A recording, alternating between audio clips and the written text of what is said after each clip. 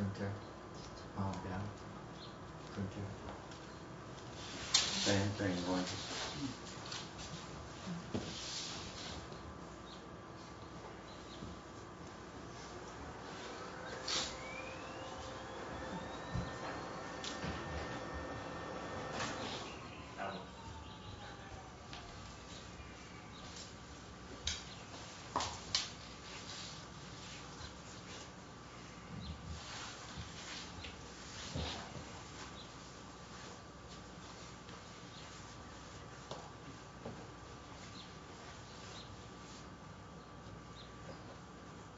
Sangha with great virtues, out of compassion, for the sake of this assembly and all living beings, we serve the wonderful Dharma wheel to teach us how to leave suffering, attain bliss and birth and death, and quickly realize non-birth.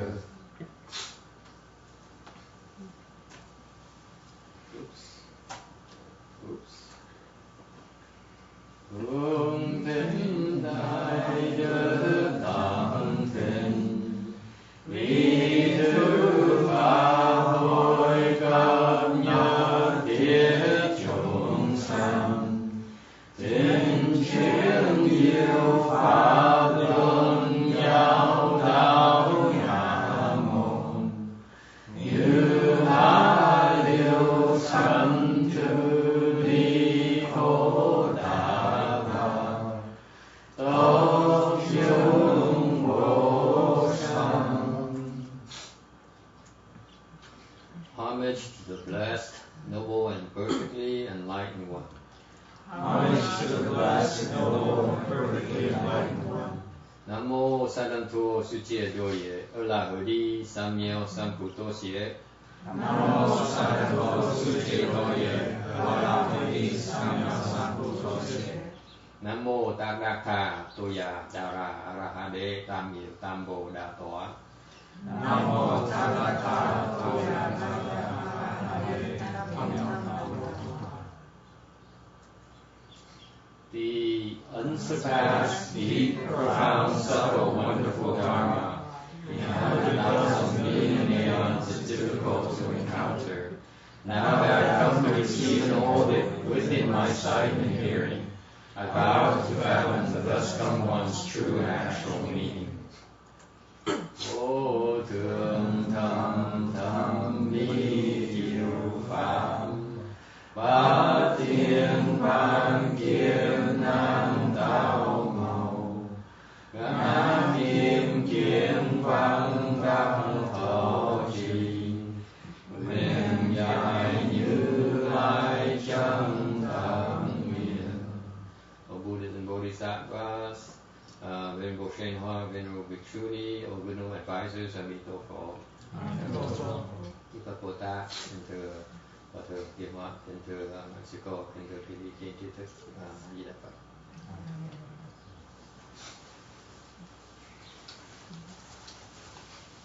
Okay. Where are we? Oh.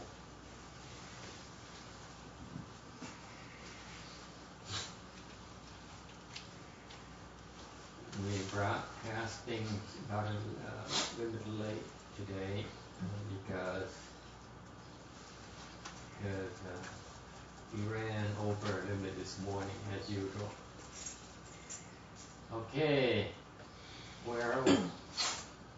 Oh, I don't know where I'm at anymore. Let's see. 2 more slides. Next, yeah. 2 more slides. We left at 280. No, wait. Which page are we at? Medicine must be Open hyperlink. on. Okay. Okay, we are on page. Oops. What did I do? Keep on messing up. Sorry, folks. Hang on. Let me. What happened? Okay, it has to be at the proper place before I can open hyperlink. And fifth straight vow, shift F5 to see if it works. Let me try this. Oops. I don't have my mouse. That's why it's not cooperating. Can you go to my room and get the mouse, please? I know that works. See, when I switch gears, I get confused. Sorry about that. Is anyone online today or not? No. No. Not yet. Not yet. As if we expect one or. Call and tell you online. Thank you. No. In the back, computer back. The mini one. Where am I? Is that 105? Yeah, we left off at the 104. So we're Oh, here. no. Start on 105. Master, the next one. Next one? Yeah. Yeah, we're on Yeah, that right one. there. Are we right? 108. 108? Yeah, No. that's right. That's Is right. that Wait. the right one? Yeah. Thank you. Okay, there you go. Now I'm happy. I think. Tung. Come on, tung. It's not working either. Oh. Giving you a hard time today, Master. Maybe we need a blackboard. Yeah, text is still in the Blackboard era. Blackboard. But we Not more managed. error. Okay, Yeah. we on slide 108. They do have electronic blackboards, by the way. Okay, 108. Electronic blackboard, yeah. That's funny. The fifth great vow, I vow that in the future life when I attain Bodhi, I shall enable limitless and boundless numbers of sentient beings who cultivate Brahma conduct within my Dharma to perfectly uphold the three clusters of precepts without exception. Should there be any violation upon hearing my name, they will regain the purity and not fall into the evil destinies. Nguyện thứ 5, ta nguyện đời sau khi đặng đạo Bồ Đề, nếu có chúng hữu tình, nhiều vô lượng vô biên ở trong giáo pháp của ta mà tu hành, tình hành, thì ta khiến cho tất cả đều không khuyết giới, đầy đủ cả tam tù giới. Giả sử có người nào hủy phạm, khi đã nghe được danh hiệu ta thì hoàn đắc thanh tịnh, khỏi xa ác thú.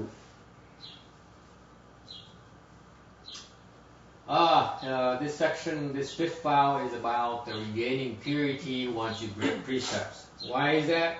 If you are Buddhist at all, okay, and you receive precepts at all, now we all know this is our friendly Buddhist secret, very, very ill-kept secret. We all break precepts like crazy. This is why we receive precepts, so that we can break them. Oh, Right? okay. So this Buddha knows that. See, he's the only Buddha that I know of who has this kind of vow. He says, you guys, I know about you guys. You break precepts left and right, and then you hide it. Cái khổ là bên khi bên Phật tử mình thọ giới một cái là ai cũng phá giới này phá giới đi, mơ cũng phá giới, thức tỉnh cũng phá giới. Mà phá giới xong là có cái tật hay lắm, phá phạm giới một cái là giấu, không cho ai biết hết. Nó là Phật tử tụi tôi đó, phải sư cô. Biết sư cô sao thì mấy người đệ tử tôi là phá giới xong nó giấu hết, có đứa nào nói là nói với thầy nó phá giới, nó phạm giới. Thành Phật mà không biết, Diệt sư Phật biết là tụi bay là anh Giang, thành ra có cái người là giúp mình lấy lại được cái thanh tịnh của giới thể. So we break precepts without even trying, and we're so blissful with breaking our precepts. Okay? Mình phá giới, mình phạm giới nhưng mà không cần tốn sức nào cũng phạm giới rất tự nhiên. Mà mỗi lần phạm giới mình thích lắm. Blissfully because we enjoy it when we break precepts. Okay? And what happens is that it's just like breaking precepts is like a muddy puddle. The dirt is ignorance that prompts us to break precepts, and the water is the wisdom. So the muddy puddle is that we have a mixture of wisdom and ignorance. Giống như cái đống bùn vậy đó, có nước á, là ngọc hệ của mình, còn cái đất á, là cái vô minh của mình, thành cái nước bùn là cái tình trạng của phá giới. So if you break precepts, you basically are living in a muddy puddle. And in essence, and you break precepts, if those of you who are trying to cultivate, okay, to do cultivation, then it's like trying to cross the sea of sufferings with a leaky vessel. Cultivation is about ending suffering. That's the analogy for crossing the sea of suffering. You cross the sea of suffering from this shore to the nirvana shore. The shore of suffering, the shore of birth and death, is the shore of permanence, of nirvana. Okay, that's the analogy of crossing the sea of suffering. And if you break precepts, your vessel has a lot of leakages. It will not stay afloat for very long. This is how critical it is, folks. It may sound casual, but it is very of utmost importance. Cái này phạm giới cũng giống như là mình đi qua cái biển khổ vậy. Mình tu để mình dứt cái khổ, mình liễu khổ, mình sinh liễu tử. Tức mình đi từ cái bờ sinh tử bên này qua cái bờ niết bàn bên kia. Mà đi trên biển như vậy, mà cái thuyền mình nó có nhiều cái lỗ lắm, thành nó nước nó chạy vào, thành ra thường mình đi không lâu rồi đâu, mình sẽ chìm. Okay? Any questions? Are we talking about spiritual powers here? Are we talking about samadhi power? Even before that, okay? Before you're able to do things, before you're able to, what are you doing? Hey, you back there. What are you doing? Oh, I'm trying to change the papers. Oh yeah, good, okay. He finds it more important to change paper than listening by the lecture. Yes. I can hear it from here. Yeah. Good, Danny, good. Yeah. He's paying attention, of course, to the lecture. Dual processing. So much for single-mindedness and chance. No criticism. I did ask him to help with fixing, with the printing, so serves me right. Okay. Yeah. Như thầy nói là các vị thọ giới rồi sau lại phá giới, thì con thấy là Đức Phật có rất là từ bi, ngài không có ép mình phải thọ giới, mà khi mình thọ giới là mình đã tự nguyện chứ không phải bị ép buộc. Thì khi mình thọ giới tại sao mình phải phá giới? Tại mình thích. Tại mình thích phá giới. Phá giới mà tại mình không muốn mình phải phá. She says, no one is forcing, the Buddha doesn't force us to take precepts. Okay, no one is forcing you to cultivate. No one is forcing you to receive precepts. Then why are we breaking precepts? I'm telling you, we break precepts because we like it. The precept, for example, the precept says, do not lie. We love to lie, don't we? Not really? No, but I do it.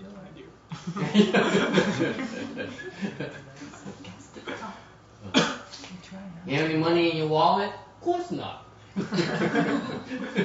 What do you think I am? A rich man? Bill Gates? So, I don't have a wallet. Chúng sanh mình ở trong cái vô minh này nè, mình thích thú làm những cái gì.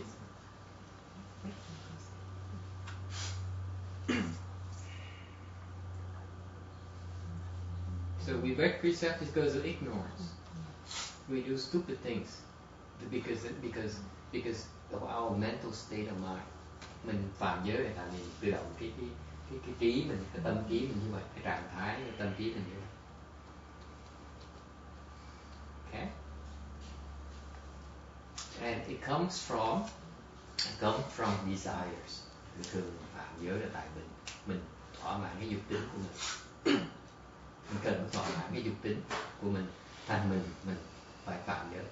So what happens is that when you need to fulfill your desires, you will voluntarily and blissfully break precepts to get what you want. True or not? Hmm? Okay. Trả lời được chưa? Hay là sư cô không đồng ý? She's not happy about that. She says cultivate something lofty and perfect and beautiful and wonderful. I say no, honey. Cultivation is hard work. It's reality. It's dirty. It's ugly. If you go beyond the dirtiness and ugliness, you find beautiful things. That's reality, folks. Ugliness and beauty exist at the same time. If you can find ugliness, then you can also find beauty. Không phải tu hành không phải là cái gì không đẹp đâu, cái gì cao thượng là hay lắm đâu. Cái tu hành nó cực lắm, tu hành là khổ sở lắm. Tu hành là toàn chuyện không vừa ý thôi. Mà chính trong cái chuyện không vừa ý, trong cái khổ sở đó, mình thấy được cái sự thực sự, cái đẹp thực sự. Cái đẹp mà quý vị thấy được ở ngoài thế gian pháp mà nó cái đẹp giả, cái đẹp con da, cái đẹp để mình cái đẹp khi mình tu mình thấy được cái đẹp của sự thật.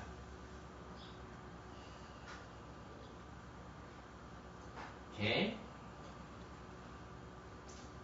Sư cô có ý kiến gì không? Vẫn bất mãn như thế. She's still unhappy about it.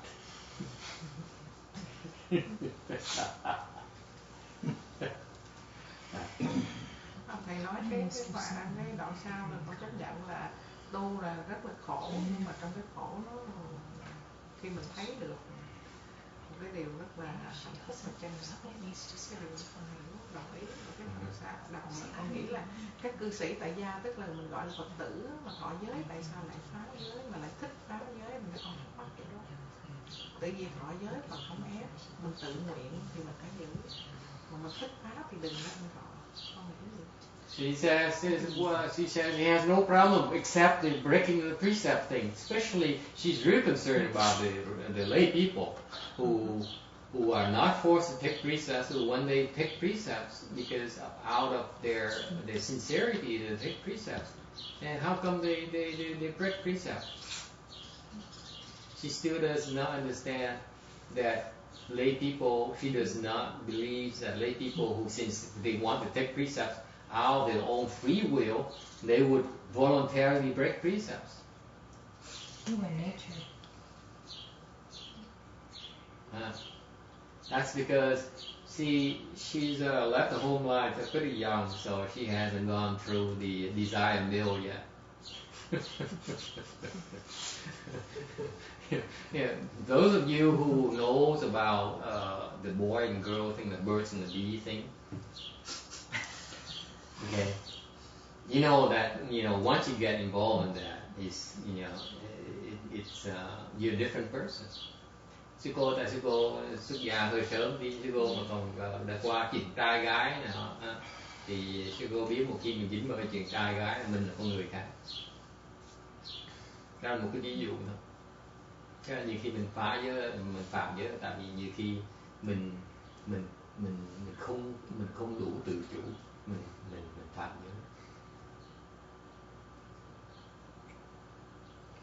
Okay, so that's why the Buddhists we, even though we receive precepts, we accept precepts, we go to a precepts dharma, very often we can't help ourselves. We lose ourselves. We have no self-control. Okay, so the question should be then, and why bother taking precepts? Since you know you're gonna break them. Cái cô sư cô phải hỏi thiệt sự là nếu như vậy thì như vậy thôi, thọ giới làm gì? Mình biết mình phạm giới thì thọ giới làm cái gì? Right, well, that is a very good question. You know you're going to break them. Yeah, you're not going to break it. Should Not only that, she said she comes from a perspective that you Buddhas, Bodhisattvas, you are the one who created precept dharma, and you give it to us, and then we break precepts, me included. So what are you up to? What's your point? What are you trying to prove? Right? That's the main thing. The bottom line. Thực sự là mình phải nói là tại sao Phật Bồ Tát mà là chế cái giới pháp ra làm gì để mình phạm giới, đúng không? Chính Phật chế ra, Phật nói là trước đâu có giới đâu, Phật nói bây giờ ta chế cái giới để quý vị tu. Thì tại sao Phật cố ý làm mấy cái pháp để mình khổ mình thêm vậy? Why is that? Because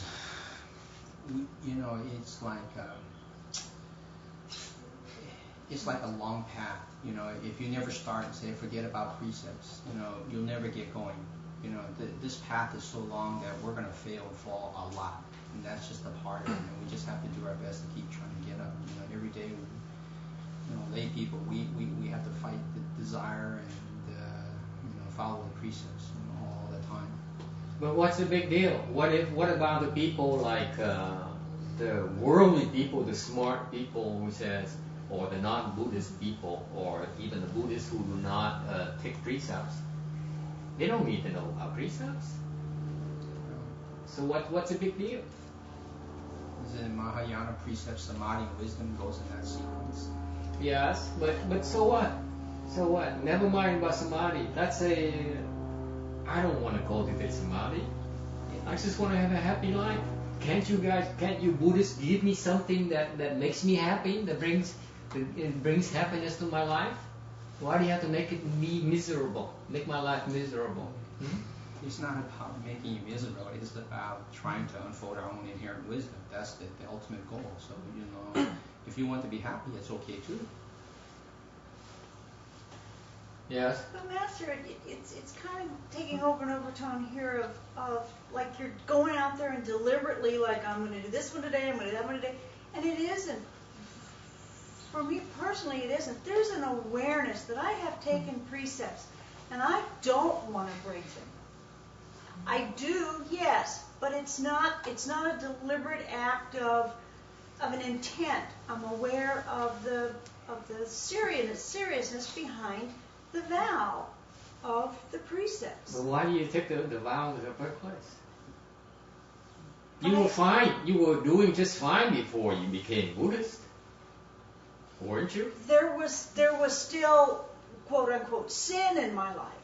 There was still that part of my being that made me conscious of honesty and my behavior. And this just, again, for me, it was even a more in-depth consciousness of my behavior and of being a better person. Nghe có hiểu chưa không? Đại khái là người ta cứ nói nó quanh nó co hỏi là tôi cũng cần dịch cái này lắm, mà tại vì một người nói là phải cần giới định huệ tu mới được. Nói ủa chứ người ta muốn tu định sao bắt người ta thọ giới làm cái gì?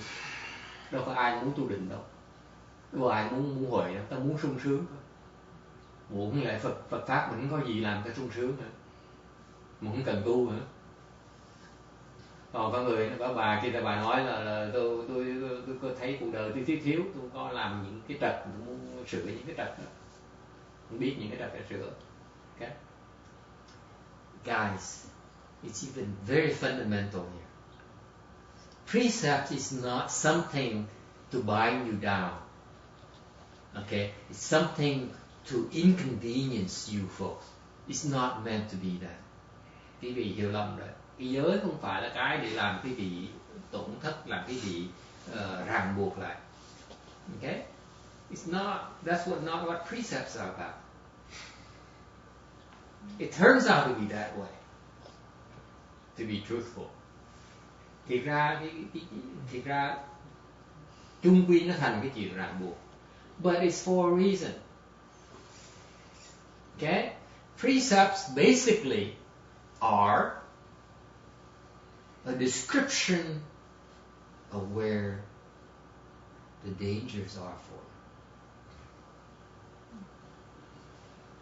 Cái giới là cái nó mô tả cho mình biết cái chỗ nguy hiểm ở đâu. Okay? If you do not know where the cliffs are, what if you draw near the edge of the cliff? Okay? You wouldn't know anyway that going off a few more inches, you will lose your life. You probably don't want that, do you? At least you want to be able to recognize the boundaries of where it's still safe. When you get near the boundaries, then you are a lot more cautious, aren't you? Yes. Thì cái quan trọng của giới thể, giới là cái giới nó mô tả cho mình biết đó, cái chỗ nguy hiểm chỗ nào. Thành nếu mà trong cái phạm vi mà còn an toàn thì không sao, mình thoải mái được. Còn khi mình tới gần cái mé của nó mới bắt đầu vào cái chỗ nguy hiểm rồi, mình cẩn thận hơn như thường lệ chứ, đúng không? Just like when you drive, right? When you drive in the middle of the 5-lane freeway, no problem. When you drive on the freeway, on an alpine freeway, when you're near the edge of the cliff, you drive differently, don't you? Same thing, because you're aware of the fact you are in the mountain road. You can recognize it. That's the nature of the precepts. Nhưng lái xe trong bình thường đâu có sao đâu. Lái xe trong đường núi thì lái khác nhé, tại vì biết đường núi chỗ nguy hiểm. You see? That's your advantage, folks, Randy, over the non-precept people. Because preceptees are given the information of where they can get hurt, where they can get in big trouble, whereas non-preceptees do not have that information. So they drive in the mountain roads the same way they drive in the city, okay? And they get hurt before they know it. Vì con thấy chưa? Thành ra cái giới nó quan trọng gì đó, nó cho mình biết được chỗ nào an toàn, chỗ nào không được an toàn. Does it make sense? Absolutely. Yes. It's fundamental knowledge, folks. It's not something lofty or inconvenient. It's essential knowledge for your own survival, for your own safety. Never mind about happiness. You cannot have a chance to be happy. You hurt yourself when you get hurt. Lose a limb. Okay? All the money in the world cannot buy you new limbs. All that. I don't care how rich you are. Okay? Once you chop up your limbs, you're going to attach them again. It's not going to be the same again. Right? That's the nature of precepts, folks. Giới nó quan trọng lắm. Đừng có tưởng không có miếng y, không có giới là mình vào chuyện nguy hiểm, giống như chặt cái tay vậy. Bao nhiêu tiền thế gian này khi mình sư cô chặt tay rồi nối tay lại không thể nào giống như lúc trước nữa. You lost a big thing when you injure yourself. You chop up your limbs. You cannot recover. That's the nature of precepts. Nhớ nó quan trọng vậy đó. Một khi mất rồi đó, okay, gỡ lại rất là khó. And this Buddha here, this vow here says, I allow you, I teach you a Dharma here that enables you to be intact as before. That's how incredible this Dharma is. You know, and the amazing thing is, no one practices this Dharma anymore. Lạ nhất là cái pháp nó quan trọng như vậy. Mình dân tu mình biết mình phá giới. mình phạm giới, không ai tu pháp diệt sự nữa.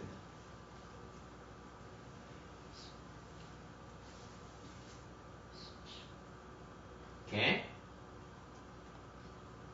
And that's why in the text it mentioned the Brahma concept. The Brahma concept basically it's a pure the concept of purity. Cái tình hành là cái hành là tâm hành thanh tịnh. Purity here refers to not committing sexual deviant sex. Okay? Cái tình hành là thường nó dính về cái chuyện dâm dục. Okay? And when you break precepts, folks, you hurt yourself. The worst kind of hurt you can get is to fall into the three evil paths. Cái tai hại nhất là về cái tu đi phạm giới, phạm giới, đọa tam độ, đọa tam ác thú này là cái chuyện không phải chuyện vui đâu, cái chuyện khó chạy, khó thoát. The three evil paths is extremely difficult to extricate yourself from. Extremely difficult.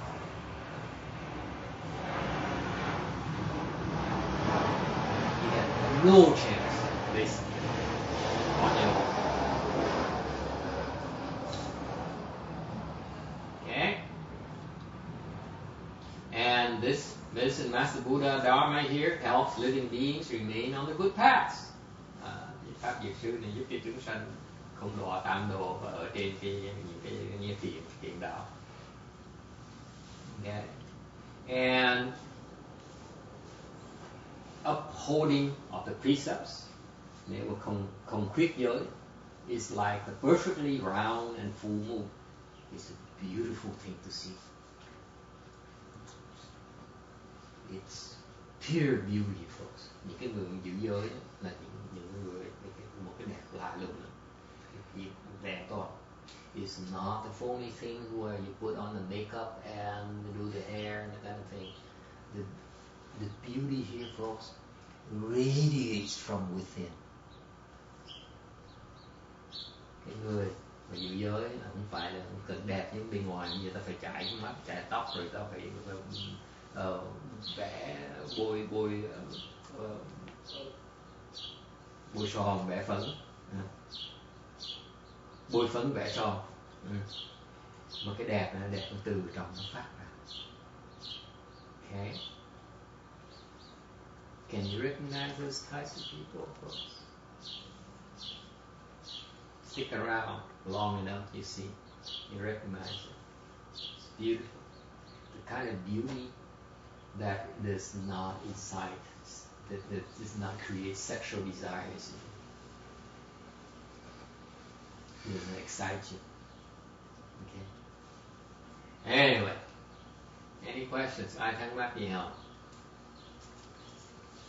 See, the beauty as you guys appreciate is the kind that excites you.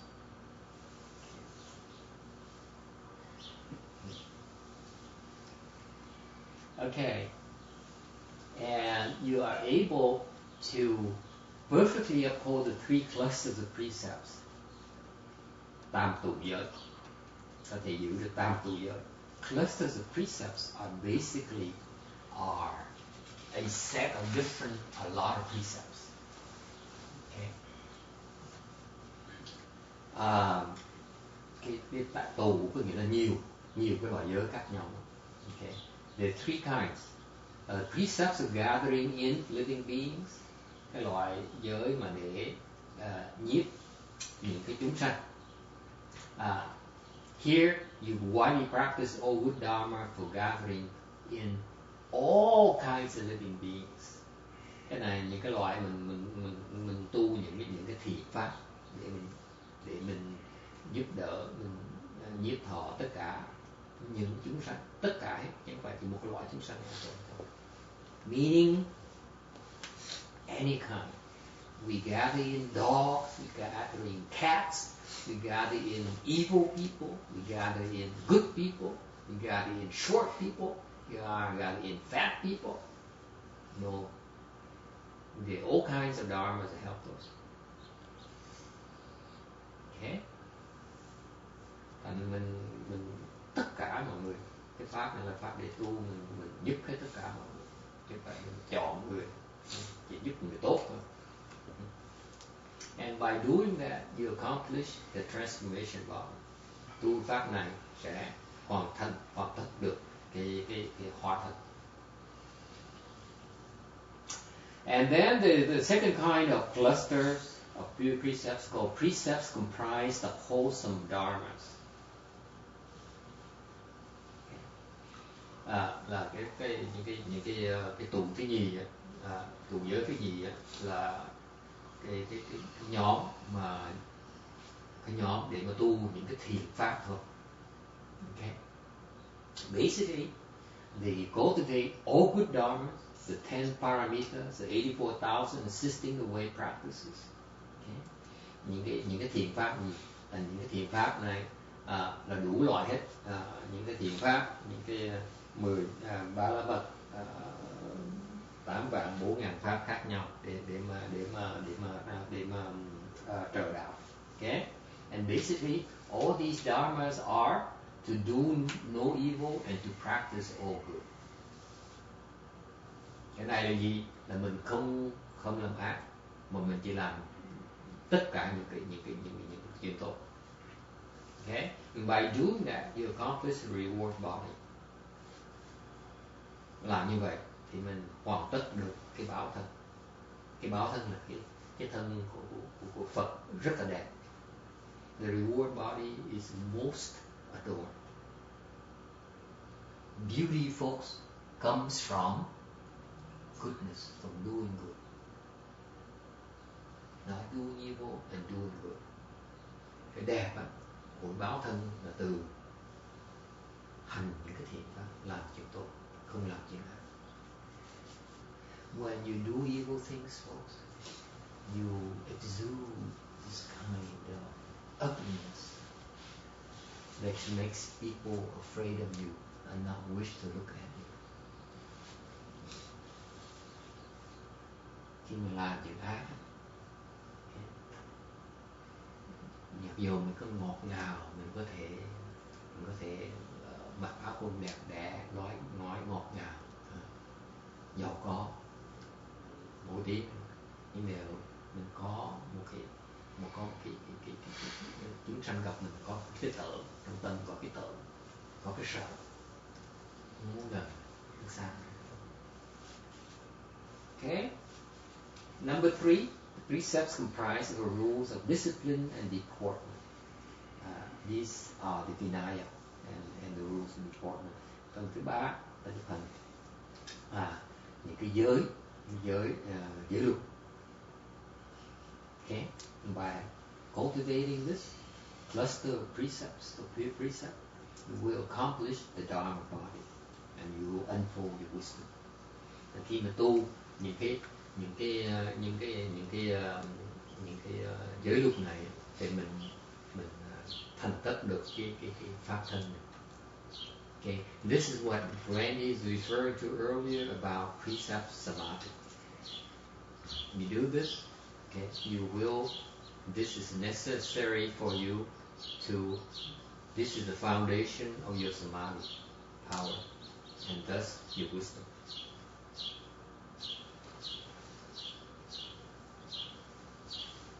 The first kind of cluster, the precepts of gathering living beings, is to benefit others, like the Bodhisattva precepts. The cluster number 2, number 3 are for self-benefits. Cái tụ đầu tiên đó, là nhiếp tất cả chúng sanh, là dạng như Bồ Tát giới đó, là để lợi ích cho chúng sanh, cho người khác. Còn cái tụ giới thứ nhì, thứ ba là để cho tư lợi. Any questions?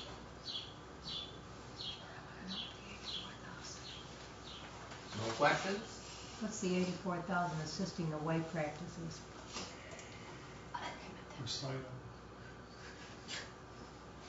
Reciting them? Okay. 84 assisting the way practices, meaning that it's just like an army. You have a general, and you have 84,000 soldiers. The general cannot make headway, cannot do a whole lot without his soldiers. Is it something where there is a list of them, it's 84,000, or is that a number that is just like an infant number? 84,000, 84,000 is basically an analogy for a large number. 84,000 is a large number in India. So when you hear 80,000, 84,000 in Buddhism, it means very large number. Cái 84 vạn trợ đạo Pháp thì 84 vạn chỉ là số lớn. Okay. There's no list per se. It's just they say it's a lot of practices, good practices, wholesome practices, all wholesome practices. Okay, does that answer your question?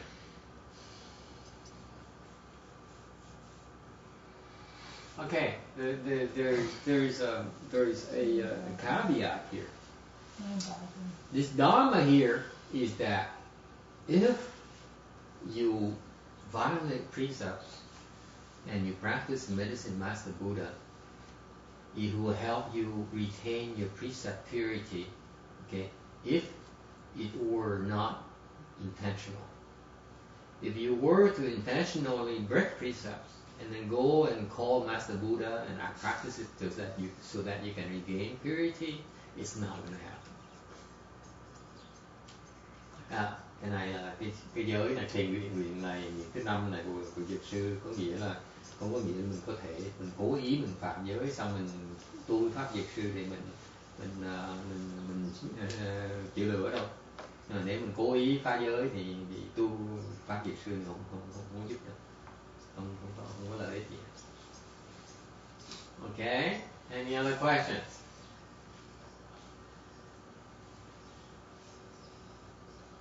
No questions? Moving on.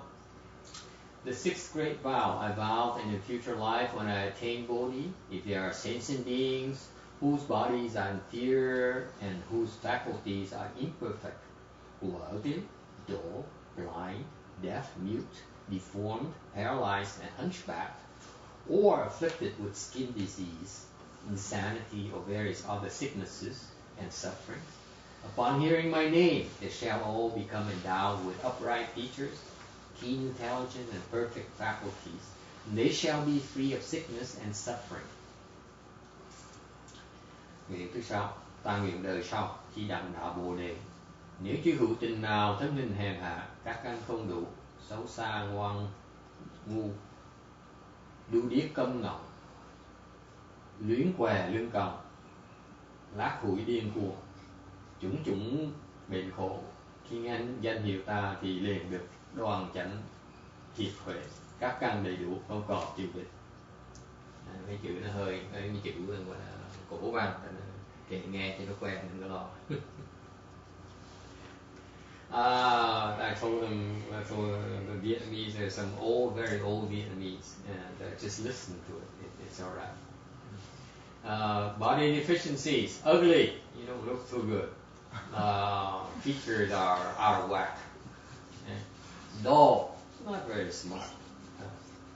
Blind, you have eyes that you cannot see. Deaf, you have ears you cannot hear. Mute, you have mouth that you cannot speak. Okay? Xấu là vì những cái nét mình nó hơi trật thì loạn sẽ nói. Dốt hơi tối tăm thì trong chùa gặp nhiều người như vậy, ít người xuất gia. Mấy người ta không làm gì được hết mà đi tu. Nó không dùng được nhiều. Ở bên Nhật thưa thầy, bên Nhật là lựa đứa con thông minh nhất, học giỏi nhất là cho vô chùa đó. Tại họ giàu, chùa với cái giàu. She says in Japan they select the brightest and the smartest and those who can study adapt the study, and they become sanghas. Whereas in Vietnam, it's just the opposite. We choose the ugliest, the most stupid. We send them to the temple. Okay. Not only Vietnam, China as well, folks. They do that there too? Oh yeah. That's mean. I say it's different in Japan because Japan, the sanghas, they're very wealthy. They appreciate it. No, they have the special rule sanghas where they get married and they make sure the offsprings are of the Aryan race and kind of thing. Okay, so they're very selective with the genes. It's like in the Jewish religion. Sounds like a good idea to me. They kept it very clean. It was very caste in Jewish religion. You know, like I think the cantors and the people that did the ceremonies, they couldn't. Same thing with Brahmins. Yeah, they couldn't mix with the common people. Yes. Would ugly be something that is more than just what we consider handsome features? Like what? Spit it out, honey. What's bothering you? Well, they're I don't know how to say it. Like a leprosy would be ugly. No, that's skin disease. That's later. Skin disease. We're talking about features are kind of strange. Okay, which is kind of different because, for example, you go to Africa, their view of beauty is slightly different from ours. Exactly. Okay, in Africa, when you have a real tall forehead, okay, and long neck, that's considered to be pretty. Bên Âu Châu, Phi Châu, cái đẹp nó khác mình. Bên kia nó đẹp, cái trán nó phải cao, cổ nó phải dài, mặt nó phải dài. For the lips that are. Your lips are thick like Angelique. Yeah. Okay. You know. Yeah. Okay. But then that's. So different It's cultural. almost like a deformity, almost, kind of. Well, there's nothing wrong. Angelina's. But But again, it's the eye of the beholder. So that's what I'm saying. Is ugly go beyond just. No, it's not not good in the eye of the beholder, honey. It is the way her lips are. You're so bad. It's like Jack Palance playing both Dr. Jekyll and Mr. Hyde. Ugly can be Lon attitude. Chaney. Yeah, Lon Chaney, same way. Okay. Okay? All right. Ugly can be attitude. Yeah. So it's more than just not good. No. Actually, in the Asian culture, ugly has to do with attitude and comportment. Because it's the same Vietnamese bên Việt Nam mình đẹp nó có phải là ngoài cái nét không còn nó hơn chứ là bên mình có câu là cái nét trên chết cái đẹp. Because the Vietnamese are saying cái nét trên chết cái đẹp. See? Your compartment can be worth more than physical beauty. No, not that. Cái nét trên chết cái đẹp. They didn't what? They didn't Maybe more confused. like you can understand it the second time you repeat. Your appearance reflects Your method doesn't have the translation. That's what he uses. That's true. Your attitude. Yeah. No, it's not attitude alone. This is innate and But I know your what he's behavior. saying.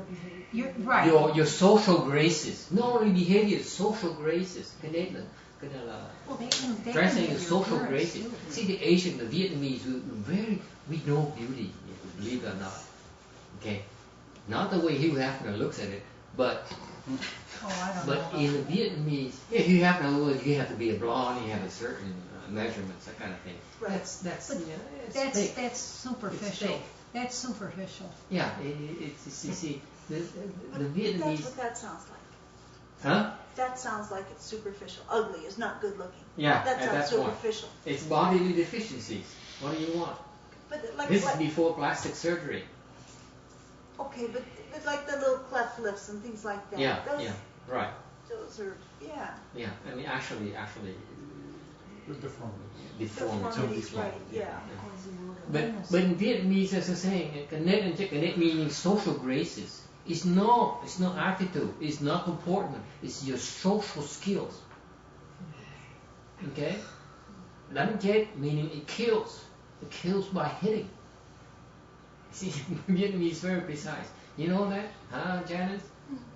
Are you paying attention? I know, this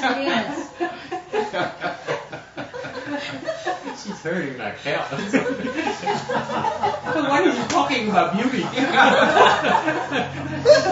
Just make it go away for me. So actually it beats to death beauty. So your lack of social graces can beat beauty, can kill beauty. That's what it means. It takes the beauty away. It just No, it kills it. Not only takes it away, it kills it. It destroys it. Okay? So, for example, that's why in Vietnam, the mothers are concerned about the social skills and make sure that they teach their daughters the proper social skills so that they can get married. Well, Okay? they used to do that in America. Otherwise, there's another saying. Would you like to hear another Vietnamese famous saying? Sure. Vô duyên lãng xẹt. See, you miss so much when you know Vietnamese. You cannot translate it. Well, I want to know what that says in English. Thầy con thấy là mình giải thích là cái đẹp của tâm hồn hơn là nét đẹp bên ngoài nó dễ hiểu hơn cái. Đẹp không? Nó còn hơn đẹp tâm hồn. Cái này nó còn cái thực tế hơn là tại vì cái đẹp tâm hồn nó còn trừu tượng, nó còn chưa thấy được. Còn cái này là cái nét mình nếu như mình không biết cư xử, ok, là mình không được. Bởi bên Âu Châu á, trước khi mà mấy tụi mà vương hoàng tộc học xong là chưa biết nó là gì, nó gửi tới cái trường ở bên Thụy Điển, nó chuyên môn nó dạy về những cái nét thôi. You see, very important, not only the Vietnamese but the European royalties, they know about it. They have something called finishing school. Yeah. When We you're used to do that in the royalty, United you States. send to finishing school so that you learn all these social graces. You see, Vietnamese very sophisticated. I have Vietnamese none here today, so I need to pump up a little bit. You know, in the European and American tradition, you know, they always talk about the beauty of a person always has to revert back to the golden mean. There's proportions to the body, like the eyes and distance and the face. And plastic surgeons look at it all the time. They study this, you know. And so did Michelangelo before he did all the sculpting. He took calibers and measured human beings, and they figured all this out to, you know, perfect dimensions. Even for us in orthodontics, you have to get the teeth between the lips and a certain right. When they smile, it doesn't show too much gum, but not any gum too, you know. And all these things you have to look at. I mean, this is so when you see a person. Especially when you talk about beauty, as soon as you look at them, it's like you just want to keep looking at it. It's so perfectly proportioned. Right. You know, so that's the way we look at it in America. Yeah. See, but the Vietnamese are very sophisticated about beauty. So, for example, the way they dress, they have something called the áo dài. It means highlight the proportion of your body. Mm-hmm. So it pinches your waist a little bit more than normal, so that. It's như áo dài mình á, Việt Nam mình khéo mình rất kín đáo, cứ nếp mà những chuyện mà nó bóp cái eo này nọ. Việt Nam mình kinh lắm. Vietnamese girl careful about Vietnamese women, dangerous. You know about it. Because that kind of dressing is like artistry. It's like to pin something in and make something else look a little bit better. More so than it's the like Chinese. A strategy, you know, in war. The Chinese don't have it. The Chinese are ji pao. The ji pao is nothing compared to the áo dài, right? Right, Jimmy? You know what I'm talking about? You seen the Vietnamese áo dài, huh? Yes. Huh, Danny? Everybody. Stay there. You lost Danny about 5 minutes ago. But this African tribe that you were talking about earlier, though, I mean, they would Yeah, I consider know. that just a normal mundane, like just another typical type of to where if it was the high forehead, the long neck, that kind of stature, that to them would be the ultimate of beauty. Right. But no, this is not about not good looking. Not good looking here refers to the fact that features are not appreciated culturally. For example, one eye is bigger than the other, or It's asymmetry leg and all is that. asymmetrical, that kind of thing. That's what it means here. It takes into account cultural It doesn't have anything to do differences. with the little waist and all this stuff Right, you're talking right, about. right. No. Yeah. Cultural differences as well. Okay, are we happy? As long as we're on the same page of what ugly is. Okay. Yeah. I think we are. We're Good. safe here. We're safe. And then bodily flaws. Before is deficiency, now it's flaws. It gets even worse. Deformed. Okay? Deformed. Now we're not talking about out of proportion. Now we're talking about crazy. Okay? Paralyzed. Okay? They're not functioning the way they're supposed to. Méo mó. Bị liệt. Hunchback. Bị bú. Gone. Or afflicted with skin disease, that's leprosy, for example. That's a skin disease. Or Michael Jackson, or his skin is kind of black and white, kind of thing. That's. Did I insult anyone today? Did I offend anyone? You touch everybody. So we all feel equal. Yeah, right. Equal opportunity. That's an example of skin disease. Oh, I thought it was an example of equality by insult. That's good, man. And insanity, okay? Bị điên, okay? Đó những cái bên nào. So when you hear this Buddha's name, all organs will be complete and beautiful. Nghe được tim, nghe được không danh của Phật mà dược sư Phật một cái Straight now. là mấy chuyện này nó giải quyết hết. Yes. In a different life, not this life, right? Because if you really have issues and you hear it, Oh, Janice, No, you can improve it. Well- No, you can improve it right now. You can? It's good to hear. There's the hope. There's hope. Okay? I'm glad you asked. Now, do you have to have all of those wrong to get that?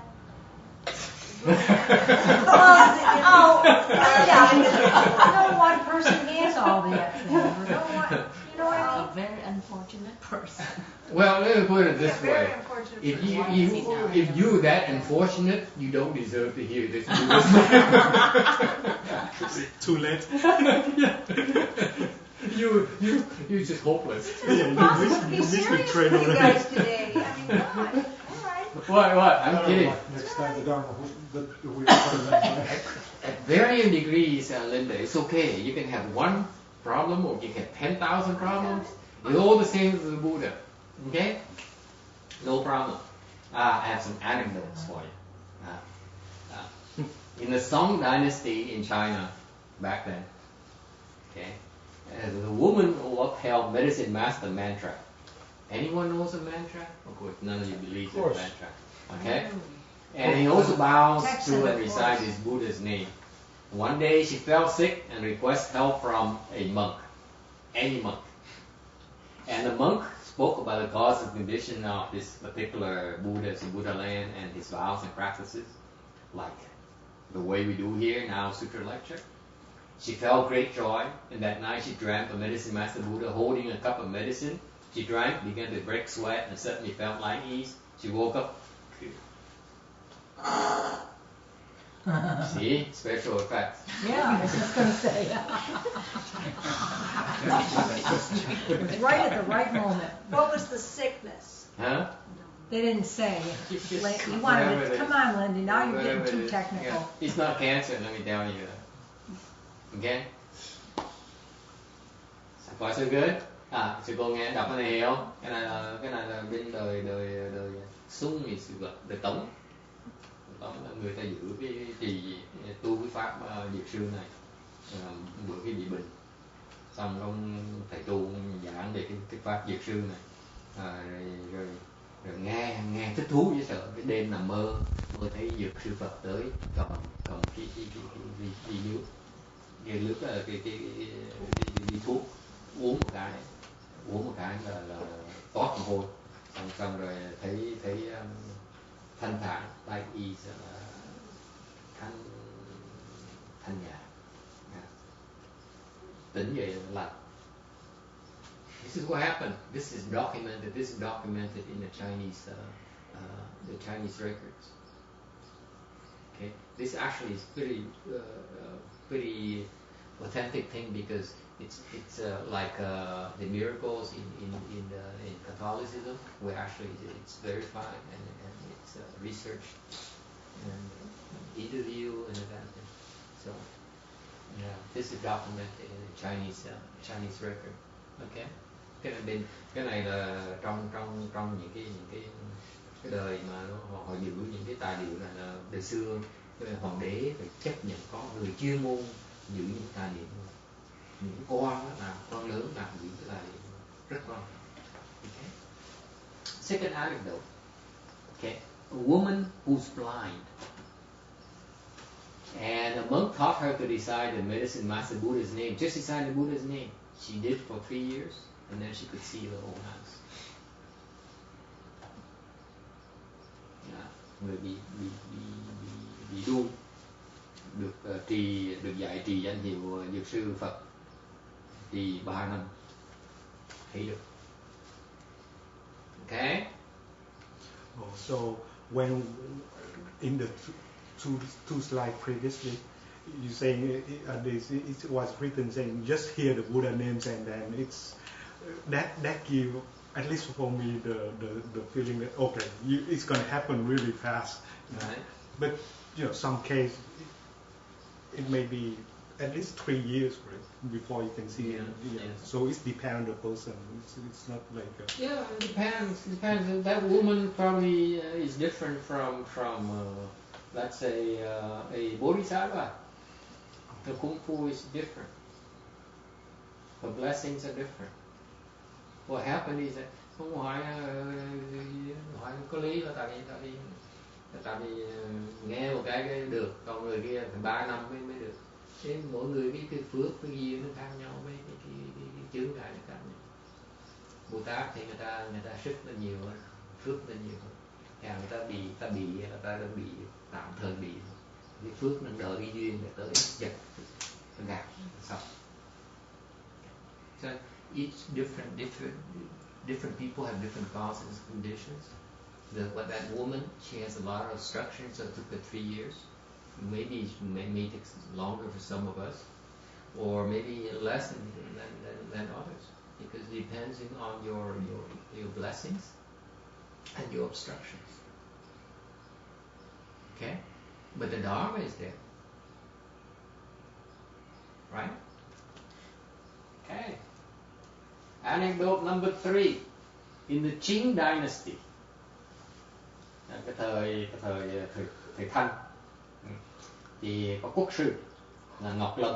The national master called Yu Li. Yu meaning jade, Li means jade. Okay, so jade is in Chinese culture. Jade is the analogy for perfection, for beauty, perfect beauty. Is that right, Danny? Are you in samadhi yet? Okay. And in his prior life, he was a monk with deficient organs. Kiếp trước, I see that's typical that the Chinese people who have deformed and so on, they send it to the monastery, and they become monks. Okay. The handsome people, they get married, they have children, and become officials and so on, and they become successful. It's only the ugly ones and the deficient organs that end up being monks. Okay.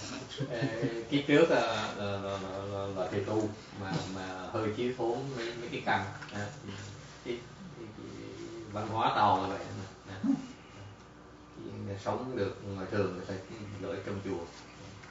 And yes. Was he the one that was made into that movie? Which movie? Which movie are we The talking? Shirai movie. Xing Yun was The hero? No, I think it was based on the movie that it was based on a true story. Drama. It was a drama. Yulin, is it Yulin? Yeah, Yeah, it's about him. And his past life he was hunchbacked. Yeah, he's ugly indoor. Okay. And in this life he became a monk. National And master. he met a princess that was with him. She was also with him his prior life. And whatever, and then And then they get married or what? She became a nun. Oh, she became a nun? He didn't get married? No. Oh, see, it works better that way.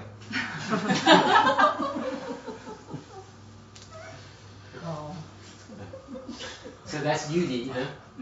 Ah, he's very famous. Actually, you don't know about it. Only these sea life people, they know about it. Sea life followers, they know about it.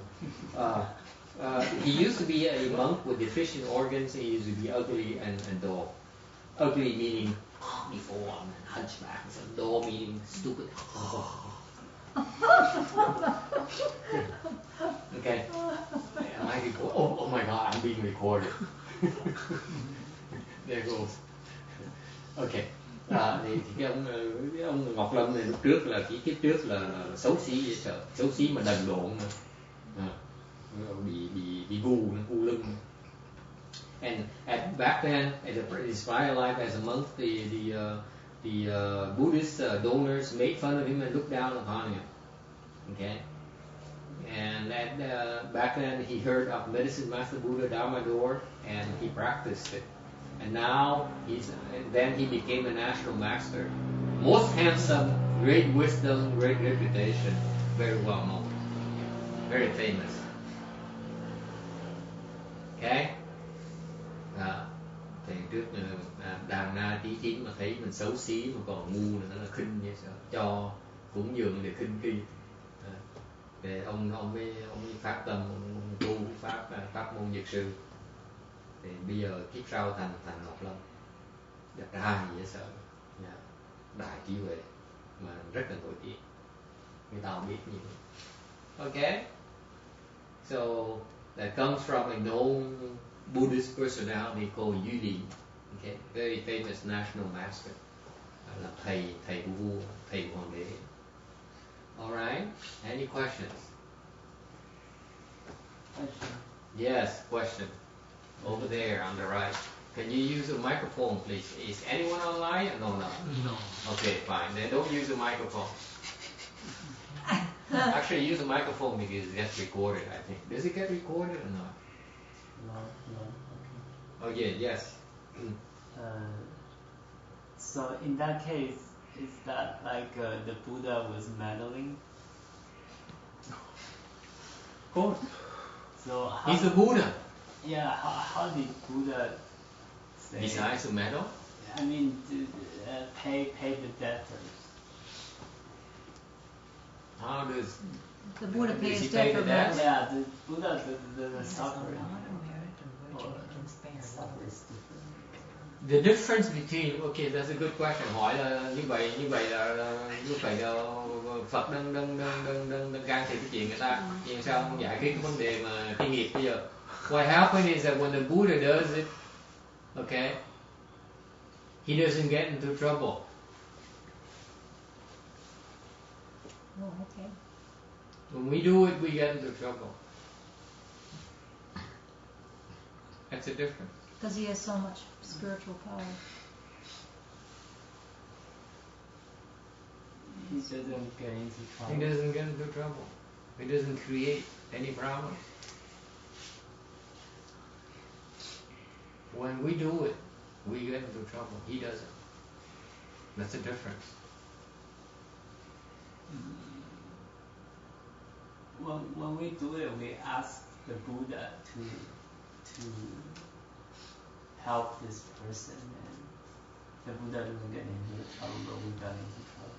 No, we use a tool to help him. His Dharma door is simply a tool that enables us to meddle. He's just like a hammer. You take a hammer and bang, and we laugh. That's why we get into trouble. When he takes his hammer and he bangs it, He does it in a way that it doesn't create problems. When we use it, we don't do it right. That's why we cause problems. We have handles. I know, at least when I do it, I know they get afflicted. Also, we don't have wisdom. We don't know the right, and then we don't have skill in the way and the means. See, That's they right. know exactly when to do it. We just look at the side. Oh, they did something, and let's do the same thing. Well, that time for that living being was boom, time to cross over in the perfect time. If you miss it by 1 second, you're off. Yeah. We say, oh, we just think about it. Okay, next week we're gonna do it. It's not, time is not right. Perfect. You have perfect timing. They know exactly the time to do it. That doesn't answer your question. You still think the Buddhas will get in trouble? I say they don't get in trouble. Don't worry. Anyway, that's their problem. It's the Buddha. You want me to explain the Buddha state? I don't know what his is. I can only tell you he doesn't get in trouble the way I do.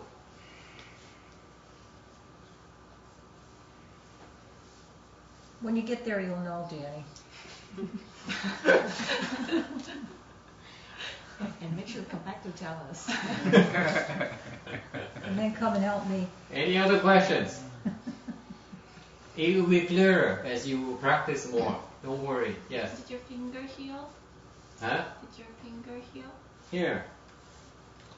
See? It healed. I only showed up. As soon as I show you, go away. Did the doctor's finger heal?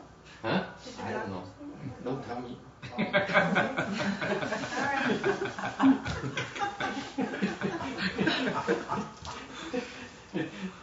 A man has his, he must know his limitations. Yeah, it used to be a scab last week. Yeah. Now see it's black. See, it used to be swollen. It was swollen. And Yes. actually herpes is not curable, so it comes back. Right, it's dormant. Okay. So good news. but the point is that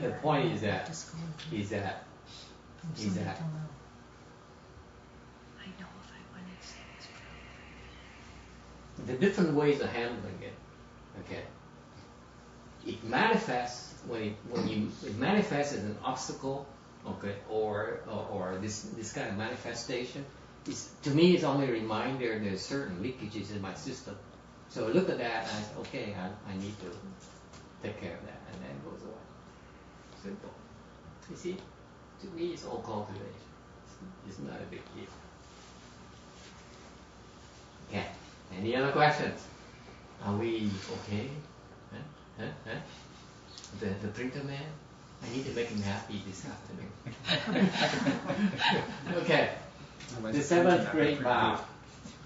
I vow in a future life when I attain Bodhi, I shall cause sentient beings who are oppressed by many illnesses and who are without aid, without place to turn, without a doctor, without medicine, without relatives, and without family, who are poverty-stricken and filled with suffering, to be cured of their sicknesses upon having my name passed by the ear. So they are peaceful and happy in body and mind. They will have a family and relatives and acquire an abundance of property and wealth, and even realize unsurpassed Bodhi.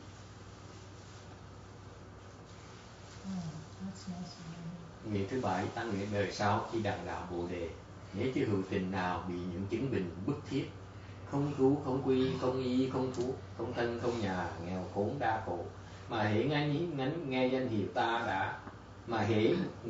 ta đã nghe lọt vào tai một lần, thì tất cả bệnh đều tiêu trừ, tận tâm an lạc, gia viên sum vầy, của cải sung túc cho đến chứng được đạo quả vô thượng Bồ đề. I think that is nghe thì extra meaning. I will have to need to simplify this a little bit. Okay. Chinese doctors. Okay, this is about nguyện về bệnh hoạn.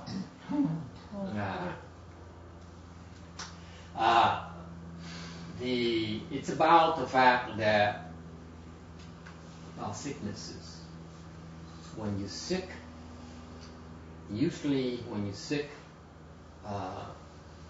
you don't have a lot of people who, especially in our society, who would spend the time to take care of you. You're alone by yourself. It's even worse when you're sick and you're poor and you have no family, no relatives, no house even to turn to, which is the case nowadays in this economy for us. Okay, cái thời buổi này là thời buổi như vậy, là không nhà không cửa, mất nhà mất cửa, còn bệnh còn hoạn, không có đủ thuốc, không có tiền mua thuốc nữa, không có bảo hiểm nữa. Okay, so that's terrible, and this Dharma door here will help with that, would help with the healing, would help with the family, would help with the basic necessities, and as well as luxury necessities to some. Okay, and ultimately accrue enough blessings to become enlightened. In terms of healing, the Chinese doctors, they can be categorized into 4 kinds: the clever, the skillful, the sagely, and spiritual. Thì bên Đông y có 4 trình độ khác nhau: công, xảo, thánh, thần. For the clever is that they need to take their finger and feel your pulse before they diagnose what the problem is. Have you seen any of those? Yes. Okay, you've seen those, right? Me too. Several pulses. Several pulses. Okay. Câu bắt lại. The skillful, xảo, Yes, they need to ask you. You need to ask questions. That's a higher level. They ask questions and they find out. They don't need to feel you. Okay, they know from your answers. Okay, for example, you say, "Doctor, my back hurts." You look at you. What did you do last night? They know what the problem is. Okay. Xảo là phải hỏi là biết cái bệnh là gì. Cái giỏi thì không cần bắt bắt. Number 3 is sagely. They listen. They listen to your voice. Listen to the way you walk. And they know what's ailing you. That's impressive. Có người trình độ ta nghe thôi, nghe cái giọng nói ta biết mình bệnh gì. Giỏi như vậy. Nghe cái âm thanh. So they ask you to cough. Cough. You cough and I know what the problem is. Okay? So they base their diagnosis on sound from listening. Isn't that incredible?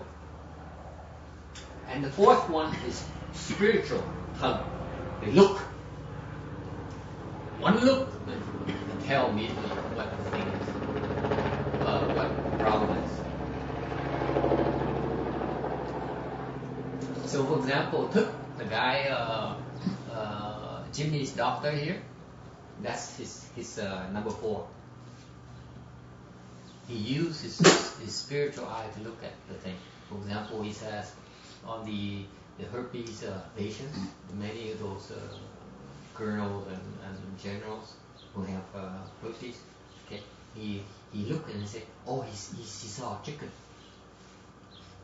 So he told them to go home and eat chicken, and the herpes sores disappear immediately. It's a kind of herpes where you need to eat protein, high level protein, in particular chicken. Then it cures it, it heals it. Isn't it fascinating? That's a look, an example of a look. Cái ông nào cũng giỏi lắm.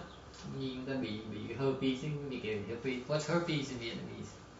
Bệnh lậu. Huh? Bệnh lậu đó. No.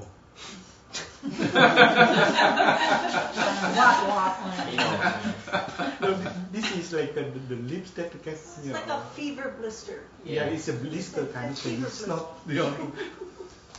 There's lots of, but they're all in the same viral. They're different. Yeah, Cold sores. Yeah, Different kinds. there are a lot of different kinds of herpes. Shingles are a form of Yeah. herpes. Different kind. Yeah. Cái loại bệnh này mà nó lỡ ra trong miệng, lỡ tùm lum la, lỡ đầy chỗ hết. Xong rồi không chữa được. Lỡ sang thời gian nó biến mất, xong lỡ lại. Không bao chữa được. Mình đời kiếp từ cả đời luôn. Bây giờ chưa chữa chữa không được. Tại ông nào cũng nhìn cái đó, mấy ông tướng tả từ xưa mà bị bệnh nhiều, hút mà hoa mà, thành ra ông nào cũng nhìn nó, ông nhìn thấy con gà nó về đi ăn gà nó hết lợn, giỏi, cái đó là thần đó. So an example is spiritual, you see. It's the same. He looks at Jimmy, no, he's out of whack. He right, and then he gives him the stuff to it. Okay, so that's the skills.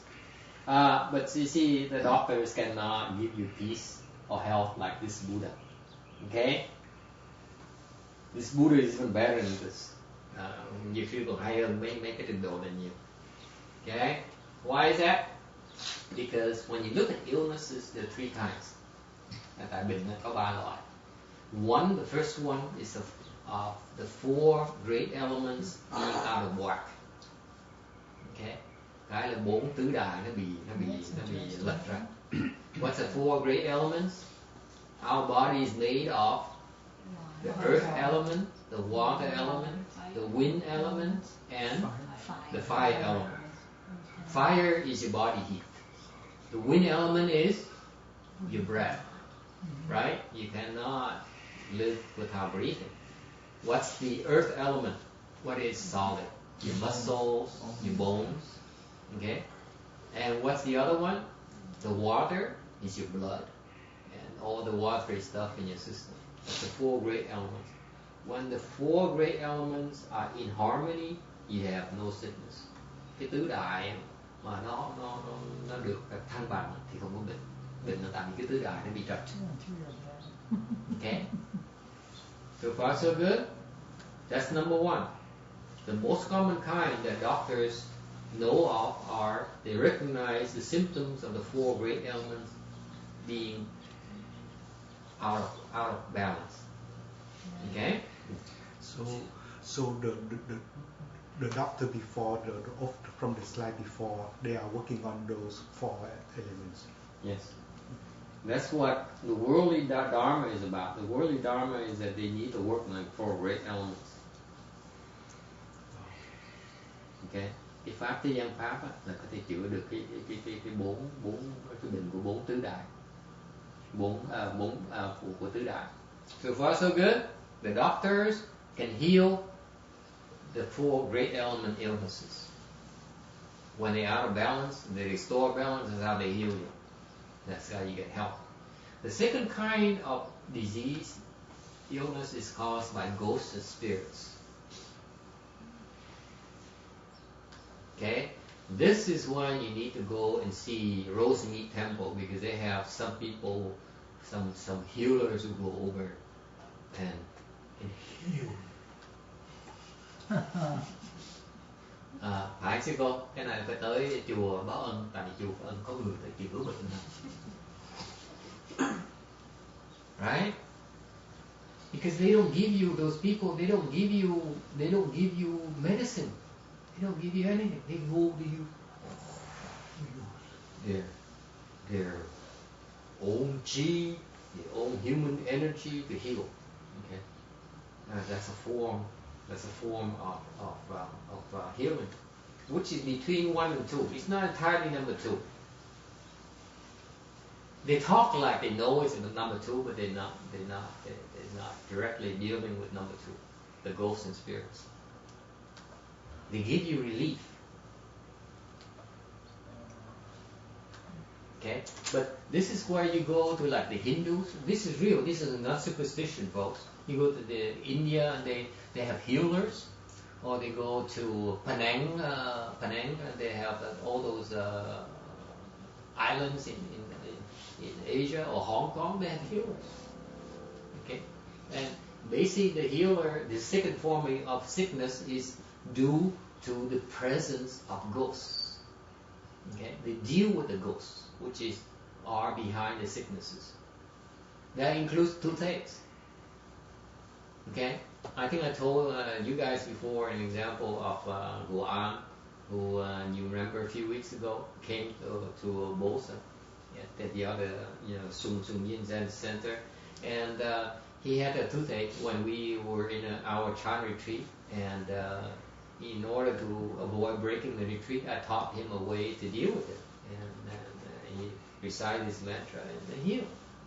Otherwise, he would have had to drive him to see Randy back then. Okay, so this is why you do mantras. The mantras deal with the ghosts and spirits. Even the toothache is a ghost and spirit? Yeah, absolutely. Even toothaches. You didn't know that, huh? There's so many things you don't know, I mean. Gosh. Okay. So the ghost would come because retribution or just because they want to bother you? Both. Both retribution. Retribution because he was arrogant.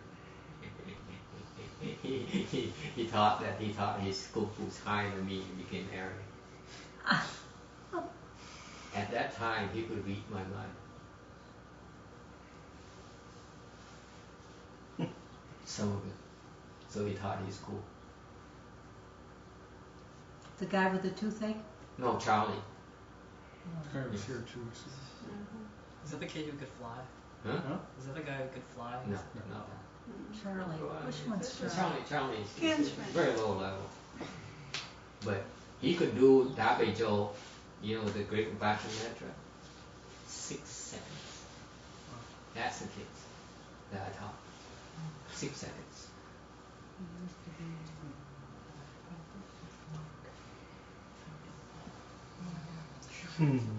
He's the fastest of all the shamis in Long Beach Monastery. Were you there? No, you were before your time. Because we Long Beach Monastery 10 years ago, 12 years ago was a training ground for the young monks, the novice monks, the baby monks. And Guan used to be 13 years old and was in my group. And Heng Chan was taking care of the older boys. Wait a minute, you mean Charlie Chan? Yes. Charlie Chan. Charlie Chan. Yeah. And Heng Chan. Have you heard of Heng Chan? Heng Chan is in charge of the bigger boys, so he has 3 groups. The untouchables, meaning no one wants them anymore. Okay. That's the one that Heng Chan gave to me, and I rejected them, so they became untouchable. Okay. No one wants them. Yeah. So they do as they please. And then Heng Chan takes care of the older boys where they have the advanced dharmas. Okay. And they have strong mantra, Dabe Jo, and all those things. And I get the reject where the middle boy where they want to practice but not that much. But they wouldn't listen to Heng Chan. And Heng Chan doesn't have any patience for them, and they way too stupid. Okay, they wouldn't listen to all instructions. They do what they want. In the middle age, where 13, 12, 11, they're very difficult. They're more concerned about cookies and sweets and ice cream and getting into mischief than cultivation. I get that group. Okay, and I taught them, and they turned out to be their level exceeds the Heng Chan's group. Heng Chan's group, none of them. Well, one got into first dhyana, but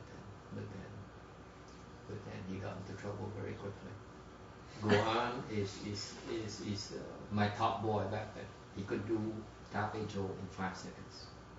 Why did I do that? Because they're lazy. We were supposed, all our group was supposed to maintain Dabe Jo 300 times a day. 300 Dabe Jos a day. Every single day, 7 days a week. 4th of July doesn't count either. Every day is the same for us. Okay? 300 Great Compassion mantras. That's about 84 lines. Your medicine master mantra is only 11, something like that, right? It's 84, 8 times longer. Okay, a good one, that Hung Chang does it in about 17 seconds. He said very proudly. That's very fast. He can go down to about 13, but then that's his peak. My second best boy, Buting, was about 13, 12. The next group is Go An is the only one who made it to 5 seconds, 5, 6 seconds. This is not. Mississippi 1, Mississippi 2, Mississippi 3, Mississippi 4, Mississippi 5. He's done. But it's not like really reciting. It's like a special thing. Every single syllable.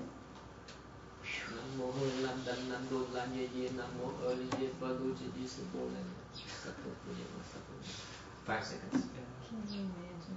Yeah, I can recite all the states in 1 second. Huh? What? Who said so?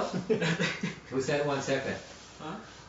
No, I was joking. Not about something else. So, for example, text Shurama mantra, Hung Chang can do it about 3.5 minutes. My count. Of course, I know that. Is it like a focus? Like you would just think about like singing the thing, the whole. Every single syllable, one after another. Okay. What is the objective? To get through 300. That's just to prove you can do it. Concentration. Why did I do that? Why did we do that? Because they're lazy. If you make them do 300, Hung Chang's assignment is that everyone needs to do 300 a day. And to show you prove your manhood, the big boys they all went for it. They all did 300 a day. Comes to our small group, our young boys, try to tell them to do 300. If you make them cultivate more than 1 hour, they lose interest. So in order to make them meet the quota, they can do in half an hour. 300, half an hour. That's it. Then they spend the other half hour playing. I know. Because you say it normally, it's like 3 hours just to say it 100 times.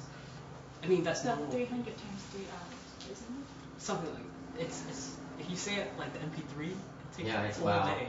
about an hour, about an hour and a half to 2 hours. Yeah. If you fast. Sư cô nghe cái hiểu trước tụi tôi nó nhường bỏ đừng mà chùa Long biết tụi nhỏ dạy tụi nó cái thằng trước nó tới đó thằng đó là thằng mẹ nhất. So he beats all the big boys. The big boys were scrambling around. They were lying through their teeth, claiming they do. Well, if you make them recite it out loud, you know whether they can do it or not. It doesn't work like that. But anyway. It doesn't, Master? No. And whenever I made it, I learned it. But we caught them. See all these guys, because you can no longer make sounds, Randy. When you recite that fast, it doesn't come out. Okay? So the way the resorted do that in my group, we did it, and then I was stupid enough to tell them we did it. So it put so much pressure on the big boys, they're all lying through their teeth, including Hung Chang. They said, I can do it in 3-4 seconds. I said, okay. What happens when you do it in 3-4 seconds? They say,